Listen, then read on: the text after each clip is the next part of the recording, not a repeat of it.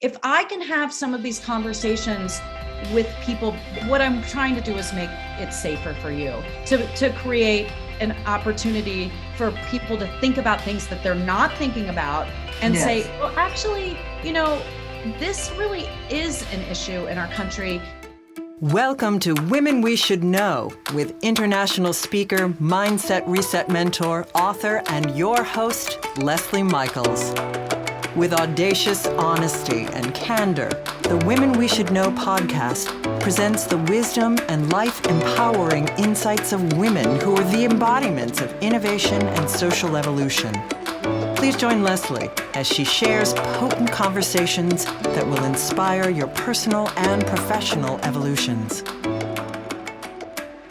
Welcome back to Women We Should Know, the podcast where we consistently bring you the voices, the stories, the audacity, the ingenuity of women who color outside the lines, who challenge the status quo by refusing to get into boxes that were created by someone else.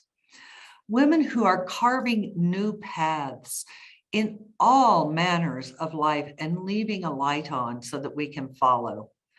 It is always my joy and my absolute honor to have these conversations with these women and to be able to have the privilege of bringing these conversations to you. And we have an amazing woman for you today. Betsy Quammen, PhD, is the author of American Zion, Clive Bundy, God and Public Lands of the West, and women. She's just going into her second printing. So congratulations to Betsy. She's an environmental historian and writer with a background in international conservation work, land issues, science denialism, and anti-government agitation in the American West. Oh, yes, she's a little bit fierce. She received her PhD from Montana State University with a focus on religion, history, and the philosophy of science.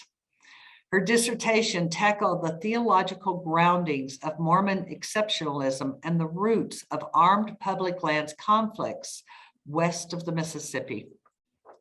Wildlife and land protection are Betsy's passion. She worked for years on conservation projects in Mongolia, Bhutan, East Africa, and throughout the Western United States. First with the East African Wildlife Society in Kenya, and later with various conservation groups in Montana, Idaho, and Wyoming. I can say that word, Wyoming, on grizzly bear conservation, ecosystem protection, and grazing issues. She has served on numerous boards, from the National Sierra Club to Torrey House Press to Wild Earth Guardians, to the Dean's Council of the College of Letters and Science at Montana State University. She was the founder and executive director of the Tributary Fund, which brought together religious leadership, faith communities, and conservation activities in the US, Mongolia, and Bhutan. Betsy lives in Bozeman, Montana, with her husband, writer David Quammen, 2 huge dogs, an overweight cat, and a large rescue python named Boots. She's bolder than I am.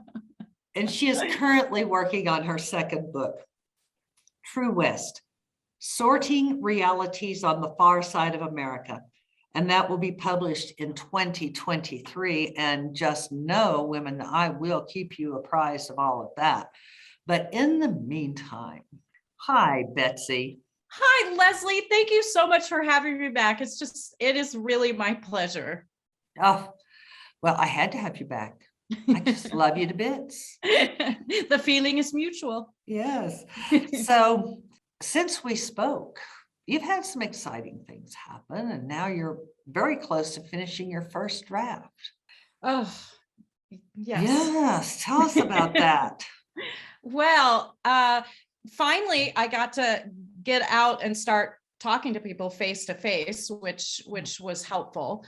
And it's been really interesting. I've been really having some wonderful conversations in rural places in the West. I'm really looking at how, as Westerners, and I live in Montana, you're in New Mexico, and I've been talking to people in Idaho, Utah, and Eastern Washington.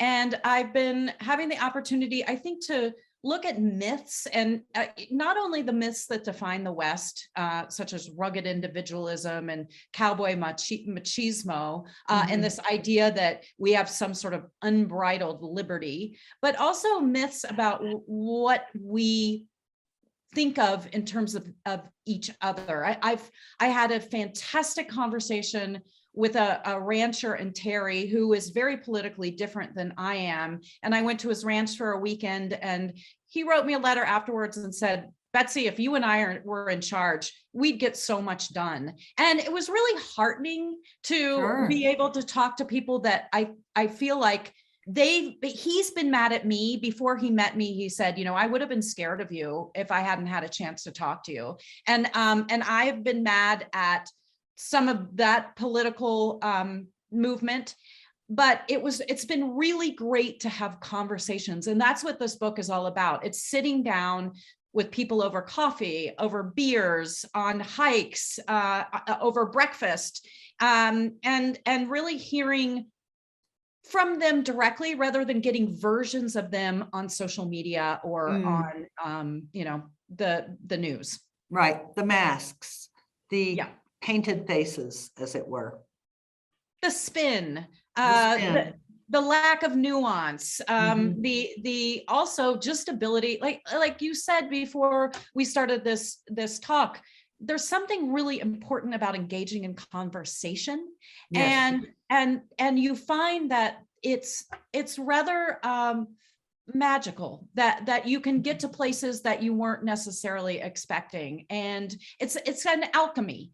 And so that's what I've been doing in doing this book. And we've covered so many different topics, and public land and COVID and mask mandates, vaccine mandates, politics, conspiracy theories, militia maneuvering, but also like beautiful things too. So what some of these communities are doing to keep intact while so many people are moving to the West, prices are becoming exorbitant.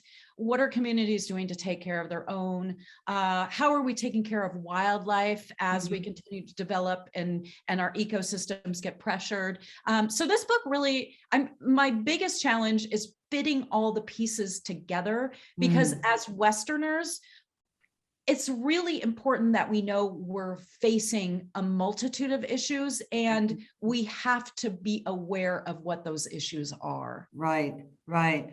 And to your point of getting to spend the weekend on the ranch with the man of different fundamentals, different fundamental ethos than you have, unless we can start speaking civilly to each other just over breakfast, we're simply going to become more and more divided. Absolutely. I mean, I think it's been really surprising to, I sat down with a couple, a very, very, very conservative couple who moved from Bozeman, which is now quite liberal. We have a college or university here. It's in the state of Montana, which has turned increasingly red. We are still quite blue. And I went and talked to this couple, and I don't think we probably politically agreed on anything. And this was over coffee. I cannot tell you how much I liked them. I walked out of there thinking, I do like these folks, and there's no way anyone's going to change anyone's mind unless we have real relationships with each other. And I'm afraid that because of COVID and because of political discord, we just are not in relationship with each other. And that is extremely problematic. And so this was my own sort of act of advocacy and activism. I just wanted to know where people were coming from. And I can tell you, most everybody that I've talked to, I've actually become friends with. And friend, the man I'm talking about, the rancher, he texts me. We send stuff back and forth. I want to be in relationship with him. He's amazing. And speaking of, and I know you focus on women, I do have one. Oh, you focus on what you want to. Well, I want to tell you about this wonderful story. Lance, who is my friend, the rancher, from a town of 350. They have 3 main attractions. Actually, it's the neatest town. It's in eastern Montana. They have a beautiful state park nearby. They have trails that are incredible. It's right on the Yellowstone River. It's this gorgeous community. But the 3 kind of main attractions in town are there's 2 galleries to a photographer named Evelyn Cameron, who was a photographer back at the turn of the century, who and she is just fabulous. Her photography is so gorgeous, and she takes portraits of the immigrants coming in. She takes portraits of wildlife. She would get so quiet and so close with this giant there that she could take pictures of hawks and nests. And she's so well loved by the town. And there are, in a town of 350 people, there are 2 galleries with her work. And I love the fact that this town that you think, you don't necessarily drive past it on the highway thinking, I need to go to Terry, Montana. But to go into this little town and to see that they celebrate this woman photographer who, by the way, male photographers at the time stole her work and claimed it as their own. It was something that she didn't have control over. But that was common with women's work, whether it was medicine, whether it was painting, whether it was photography. That was brutally true. Yes. And I'll tell you, this man is so proud of the Evelyn Cameron galleries in the town of Terry, Montana. And that just made me love him all the more. Of course. His family was photographed by her. She, I think, died in 1927, and she moved to the Valley in 1889, I think. If somebody knows that these dates are wrong, I apologize. Or even if you don't, I apologize if they're wrong. But anyway, I think that's what happens when you get down. Instead of looking at people from afar, I never would have known about Evelyn Cameron and this 5th generation rancher's love of her had I not gone and spent a weekend with him at his incredible ranch. I don't have to ask why we've never heard of her, even though Ansel Adams has books in everything from Walmart to Borders. But we can change that. Well, one little bit at a time. Now, her galleries, I imagine that these are rather like museums. They are. They're not marketing her work, but displaying her work. You can buy her work. I mean, you can buy copies of it. It's such a cool story. First of all, the reason why there are 2 of them, from what I understand, is that there was an argument. Give us the gossip. There was a disagreement among board members, and so they decided to do 2. That's the story that I heard. But and then there are those times when you do all sit down at the same table and it still doesn't work. Yeah, sometimes relationship building is hard, but they're very different galleries. And I mean, I recommend going to both if you ever are in Terry. But sure, her work, she's just this fascinating woman, and I have to say, her work is every bit as good as Ansel Adams, but she has the most amazing eye. She's got a huge sense of humor. So instead of these like very serious pictures of Ansel Adams, these giant landscapes, hers will be a little boy on a pig riding. Hers will be standing on top of a horse, just dressed in her best clothes. She took pictures of people. She took pictures of landscape. She always had a wink in each of her pictures. And she left her everything, her photographs, her plates, her journals, her letters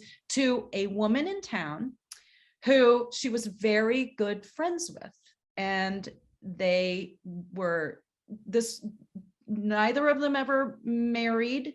And this is a story that Lance was telling me, being essentially saying, yes, she was with a woman, and there was, I love the way, again, he coming from a very conservative place was careful in telling me that they were together in a respectful way, that it wasn't gossipy. And this is in a little town. So this would have been, and again, this was at the, she died in 1927. So this would have been something that the town was aware of, and they adore her. They absolutely adore her. And she left her things to this woman that she was very close to.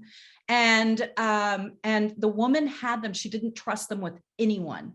And so she had them in her basement cellar until 1975, when an editor from Life magazine, a woman, came and earned her trust. She took a Greyhound bus to Terry, Montana, earned her trust, and the very special friend of Evelyn Cameron gave all of her things to this editor, and it became an incredibly beautiful coffee table book. And now there have been 2 or 3 books written. All of her papers now are at the Montana Historical Society. So I'm going to go and spend some time with them, because I write about her in the book that I'm doing, just because this is a facet of the West that's joyful, and it's celebrated, and it's not well known enough. Well, I have to get on the book list, but we'll come back to that later. I have a curiosity that you might be, you'll probably have some take on it, not the only take, I'm sure.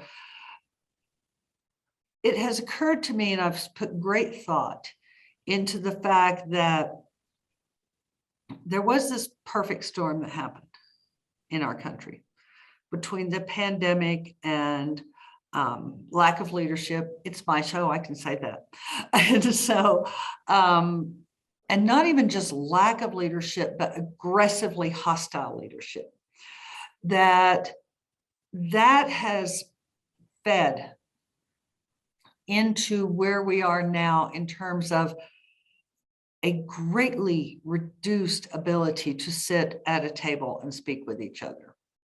Yeah, I agree. And I mean, this book, and I should say my first book that I did, it was my dissertation, and I never thought that I would see the amount of conflict that we're seeing now. When I first started doing work on the Bundys, and for listeners who don't know who they are a family, they're a Mormon family in Southern Nevada that had, in 2014, a standoff with the federal government. That militia from all over the country came. They were involved in a standoff for 2 hours. Rifles from law enforcement pointed at militia rifles pointed at law enforcement. And this was over a dispute on grazing cows on public lands. They were illegally grazing, and the government came and tried to round them up. And all these guys with guns showed up.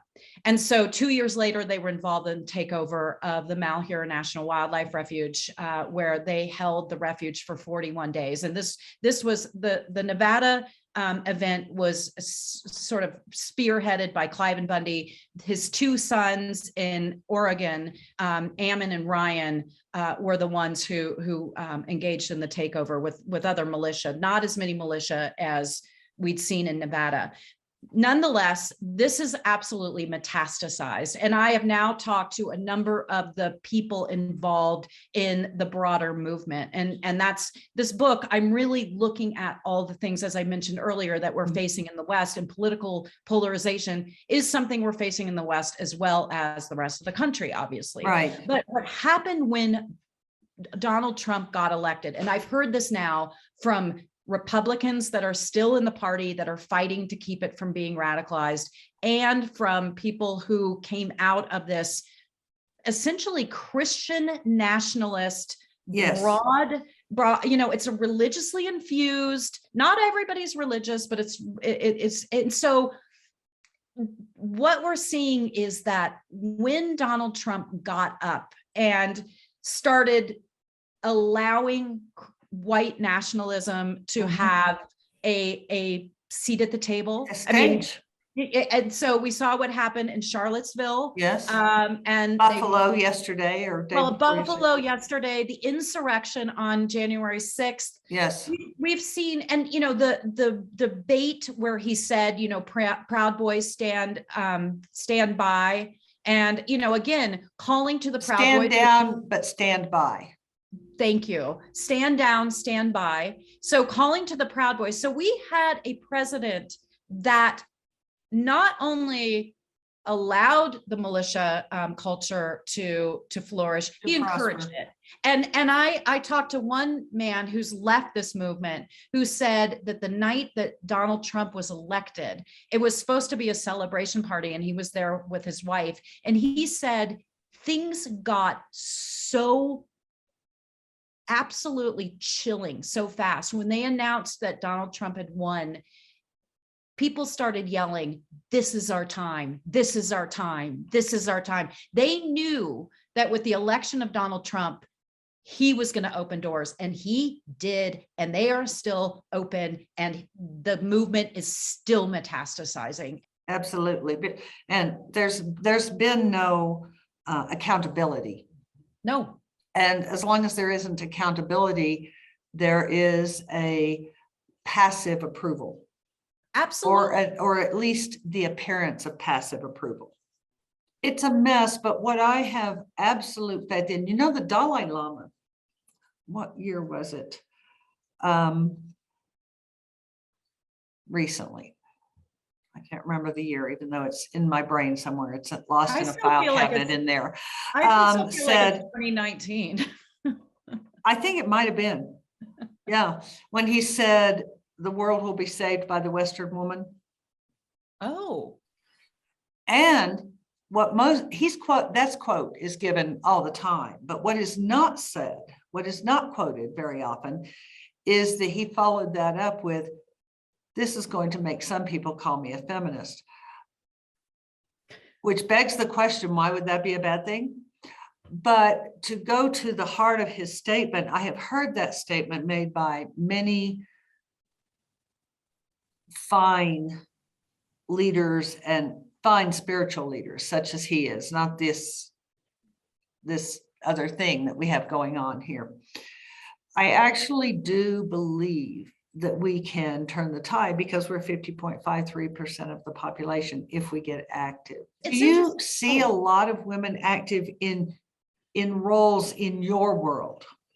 Absolutely. And when you say Western women, one of the things that I've been doing is interviewing Western women. And I have had, if there are women who are going to save us, I'm looking at Indigenous women. I've met, some of the African-American women that I've worked with who have been so active in the last couple of years have been absolutely remarkable. I'm thinking of my friend Regina White Skunk, who is she's down in and around Bears Ears and has been really, really active in sort of the way Bears Ears came together. And for those of you listening, Bears Ears is a national monument that involved 5 tribes in the federal government. It's a sacred space, and it is it's absolutely gorgeous. It provides amazing habitat, but it also is full of antiquities, beautiful ruins from thousands of years ago. It's absolutely exquisite. She's amazing. My friend Tammy Borchard Slayton, who is she's the head of her band of the Indian Peaks Southern Paiute. She's their head tribal woman, and she's exceptional. And the things that she's doing for her people right now, in terms of education, in terms of housing, medical attention. One of the things that I think has been remarkable with the COVID response is that the reservations have been so incredibly responsive. And I think that, and responsible. Yes. Indigenous communities have been amazing. I was telling you earlier, I spoke with Jill Momaday. Yes. And, unbelievable storyteller, so inspiring, so, just somebody that when I listened to her and I listened to the things that she was saying about the land and how there's such a feeling of interconnectedness and of sacredness and of gratitude and these things that I think we forget. And especially as white women, you talk about the Dalai Lama, we're not exposed to the teachings of Dalai Lama unless we seek them out. Right. But these indigenous ways of knowing and traditional knowledge and connection to wildlife, water, land, one another, ancestors, that's something she grew up with. Right. And there's certainly her father. Oh my goodness. Oh my, absolutely. And if anybody is interested, his latest book, The Earth Keeper, is one of the most exquisite. It's a short book, but it's this gorgeous statement on why we need to rise to the occasion in terms of climate, in terms of taking care of the environment. It is absolutely, and taking care of humanity. It is an exquisite piece of work. I'm ever in awe of his writing, I agree that the Indigenous women and the Black women, certainly the ones I know, are very active and doing a great deal. But I have a different perspective about one thing. I don't think it's their responsibility to lead. Every right that we as white women have, we gained on the backs of Black women. We start with Hattie Purvis, who she and her mother and sisters created the first. Started out as an abolitionist movement, anti-abolitionist movement, and then became a suffragette movement. And then Elizabeth Cady Stanton, who was a enslaver, came up and took the big name for it. And then the civil rights workers, the Black females who were leading the civil rights, and then it evolved into the feminist movement, and the feminists turned their back on the Black women, the same way the suffragettes turned their backs on the Black women earlier. And I say it's time for white women to get over themselves, get up, get active, and start standing up for anything they believe in. Just pick anything that you might believe in and become active. I couldn't agree more. And I think we saw it at the Women's March too. There was not a real commitment towards intersectional feminism. And white women need to stand and fight. They need to really work to put Black and Indigenous and women of color into roles of leadership, if that's something they can do. But also they need to fight just as hard and push these causes forward, because boy, do we have a lot on our plate right now. Yes, or push harder is my opinion. Let's let our sisters of color deal with their own families and their own communities for a little while and not have to carry the entire world on their shoulders. I couldn't agree more. I think it's up to all of us, but I also think it's really important to create space for their voices. Absolutely. Absolutely. I'm not saying put them on the shelf. I'm saying stop giving them all the responsibility for us. Yeah. It's just untenable. Yep. Yes, I agree. I know some wonderful white women doing amazing stuff too. And I'm white and I'm working I was going to hard. say, I know you. You're white and we're doing it. It's just, I do have to say that some of the conversations that I have had with Indigenous and Black women have been among the most inspiring conversations that I've been engaged in, and some of their work is absolutely exceptional. Those are always my most inspiring conversations. Yeah. But I'm not going to get off the backs of white women. No. And I think that's a really important point, Leslie. I absolutely do. Yes. This is the thing that I've been thinking about as a white woman. What can I do? Yes. And I can go safely into rural spaces Yes. that are primarily white. And I've had conversations with some of the people that I've talked to about critical race theory, and talking Yes. to them about the fact that it is much harder for a person of color to own property, to, I mean, any number of things, get a loan, find a job, rent a place, and have good prenatal care. Oh, yeah. The medical issue is, you're absolutely right. And I have had productive conversations, and I was talking to an incredible woman, my friend Judith, who lives here in Bozeman, and she runs Montana Racial Equity program. You've spoken of her. Yes. Yeah, she's really Montana Racial Equity Project. And I was saying, if I can have some of these conversations with people because I can, I'm hopefully, what I'm trying to do is make it safer for you, to create an opportunity for people to think about things that they're not thinking about. And they've been put off these subjects by Tucker Carlson. They don't understand it. Some of them are coming to school board meetings, screaming their heads off. If I can sit down and have these conversations at their kitchen table and say, well, actually, this really is an issue in our country. Mm-hmm. I was able to have a conversation about the GI Bill with a very conservative Republican who said, yes, it's much harder. I mean, when the African-American servicemen came back, they couldn't buy houses. He was explaining it to me. And so it was actually written into the law, into the housing benefit laws. Yeah. And so I feel like if I can do something, I can talk to people that perhaps my friends of color can't. And I can talk to them about issues that are important to talk about. And that is something that all white women can do.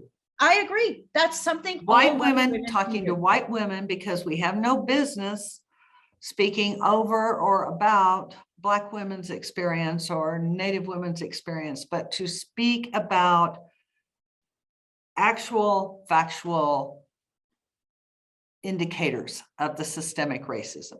Yep, we can get into places that other people can't. Mm-hmm. And part of it is, we're white, and also there's a certain space that women, for better or for worse, I would say both in some cases, they're seen as non-threatening. And so we can talk to people that other people can't. And I have used that. I mean, I've gotten to talk to the Bundys. I've spent 3 hours in their house. I wasn't threatening. And so, but I have power when I write about it. And that's been, as a white woman, my primary form of activism is engaging in conversations with people who don't agree with me and talking about issues that are controversial, that do. One of the people I sent him an article, one of the guys that I talked to, about how difficult it is for people, Black men living in states that have very low Black populations. Yes. And, this was in Utah, Vermont, and Montana. And I sent it to him, and he got mad at me. Like, why are you sending this to me? What are you, and then he waited a week and he wrote me back and he said, I now see what you're trying to do. I read the article again. I did get defensive, but I was able to read it again, and I see what you're saying. And I said, he said, I'm so sorry. I said, don't apologize. I mean, this is what it's all about. It's about being able to talk openly without getting defensive, but also to recognize the fact that white people have it easier in this country on so many different levels. Undeniably. And I love that you said conversation has been a key tool in your advocacy, because so many times, because I speak to women everywhere, and I stop them on the street corners. Well, maybe sometimes. Oh, no, not like that. But so many times I speak with women and they're talking about, well, this is the sentence I've heard so many times. Leslie, I'm not you. I can't go into those places you go into. I can't do this. I can't do that. But I'm going to take that. I've spoken to them about conversation, but never as impactfully as what you just shared with our listeners. So I'm going to plagiarize you, Betsy. Please do. Tell you ahead of time. Please do. Because everyone can do that. Yep. Everyone can do that. You can do it. You don't have to have time. You can do it in the grocery store. Yeah. You can do it while you're waiting for your car to have an oil change. Yep. Yeah, I talked to my friend Angelina, who actually she's from Española, and she's now running the Montana Human Rights Network. And she and I were talking about ways for white kids to get involved in this very thing, this, engaging in relationships, having conversations that do open people's minds up about some of these issues. And she said, I wish kids would stop going abroad for their college semesters. What if we created a college semester for going into rural communities and having conversations about race, having conversations about— Oh, that is absolutely brilliant. Yeah, so that's something that I'm hoping that when this book comes out, it's going to be a platform for further activism, because I care so much about this. And, environment is my big passion. I'm really interested in looking at climate change. A lot of these people that I'm speaking to don't believe in climate change. So, that's another thing. Public lands are very important to me. I do think with some of the militia things that we're seeing, public lands are vulnerable. I think Deb Haaland, as an Indigenous woman who's now Secretary of the Interior, could potentially become— it's dangerous for her to be in charge. It is dangerous for her. And so what is it that we're doing, all of us, especially white people, to make things less, to defuse things? And I think that having kids going into these communities, to having individuals going into these communities, to having women talk to various people in ways that are help people open their minds. Right.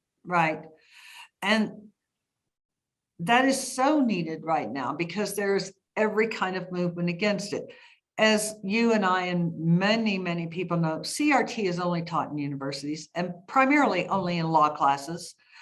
But one of those people, I don't know which one of those people in that particular parade decided to use it to weaponize the letters CRT, to restrict our kids' fundamental right to understand their own history, the history of this country. Yep. It's absolutely true. I was talking to a friend who, again, somebody I interviewed for this book, who is so cool. And he went to Wall Street. He was raised in the Church of Jesus Christ of Latter-day Saints. And he went and made nearly $1 billion and is now very philanthropic. And he said, I feel like when I talk to my family, and they're very conservative, I can't use critical race theory. Right. And that's what I've done. I have not used that term. I've talked about various, like, as I said, the GI Bill. Right. But he said, once we start talking about history, everything, the whole tenor changes. So what you described as there's so many things that have been weaponized. Yes. Either critical race theory, Black Lives Matter. I mean, these are things that Tucker Carlson and Sean Hannity and God knows how many other people on social media have weaponized. And in order for us to have conversations with people, we need to perhaps use different terminology. And I'm not saying that it's something that we should, chuck, because these are important concepts. Yes. But there's a thing that is happening right now in Idaho, and it's part of the toolkit of the radical right, and they call it confrontational politics. And that means you just get in people's faces and scream. You show up at their house, you dox them, you make it so uncomfortable that they say, just like your friends, like, I don't want to be involved in anything that's that angry. But that's what they're doing. They're making this seem so angry that intimidating and so that others will not engage. I had seen of course, I don't live under a rock. I'd seen that was happening. I did not realize it actually had been given its own term. Yeah, it's a term that was given to it by a former politician from California. And so I always try to think when I'm in these conversations, how can I be non-confrontational? Because everybody's going to shut down if you're confrontational. And I just have been reading the Jonathan Haidt book, Righteous Mind, which I recommend to everybody. It's about how you are able to change people's minds. And it's really changing people's hearts. Mm-hmm. And so, but he talks about the fact that we talk about critical thinking and, everybody's saying to each other right now, you're not critical thinking. Well, none of us do. I mean, our feelings are intuitive. And so we have our intuitive feeling come up, and then he calls it the inner lawyer. And then the inner lawyer starts rationalizing your opinion. Like, I believe this, and this is why, this is why, this is why, this is why. And in order for us to be able to really get through to people, he says that you're never going to be able to do it unless you have a conversation, because when their inner lawyer comes up, then you can say, well, but did you think about it this way? And it's only through that process of engaging the inner lawyer, right, that you begin to actually be able to change people's hearts. And I'm seeing it. I mean, I think it's really, once you have a relationship with somebody, they actually want to find common ground with you. Yes. Yeah. I think that's great. And I'm going to order that book this evening. Oh, it's fantastic. And I could see where that would be an effective potential tool with straw man arguments. Mm-hmm.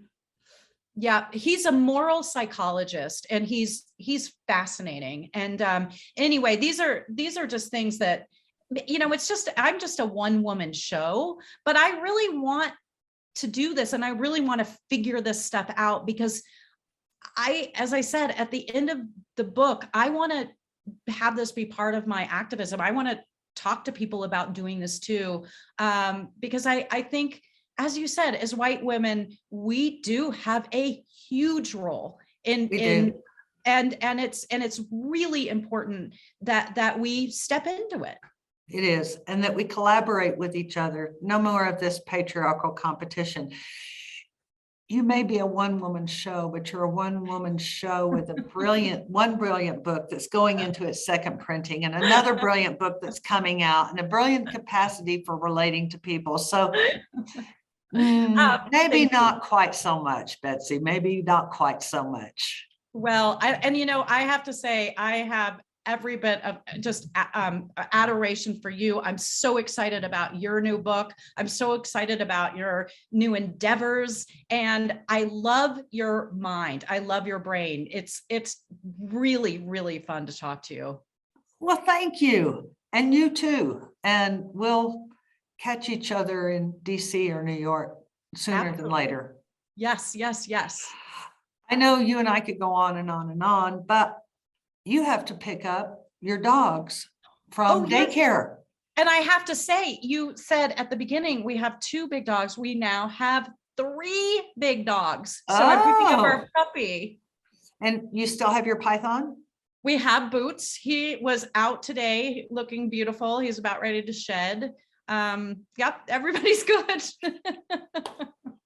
That's brilliant. Thank you so much, Betsy.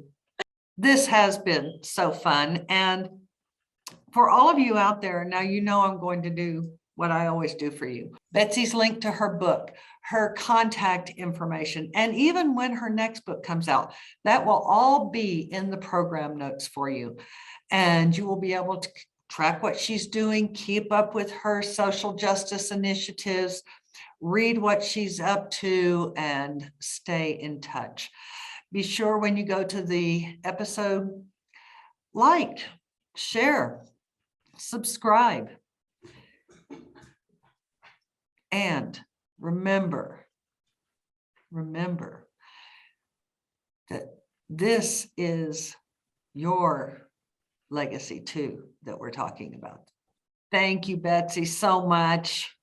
Thank you, Leslie. This has been great. It has been great.